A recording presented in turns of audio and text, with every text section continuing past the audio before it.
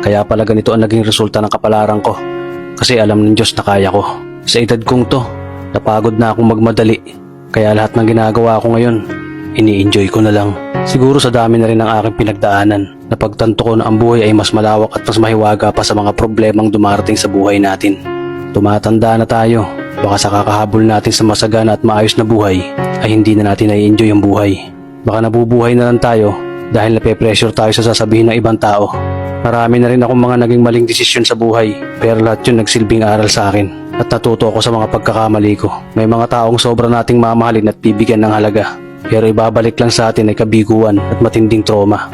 Kaya wag nating lilingunin ng mga taong tulad nila dahil mas payapa kapag hindi ka na interesadong malaman pa kung ano pang balita sa kanila. At wag mong idepende ang sarili mo sa kahit kanino.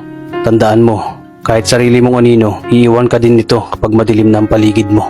Kailangan natin matutunan na huwag ikumpara ang sarili natin sa iba dahil hindi natin laban ang laban nila. Karera mo to, di nila karera. Dahil ang buhay ay hindi naman nasusukat sa kung sino ang mayaman, kundi kung sino ang payapa.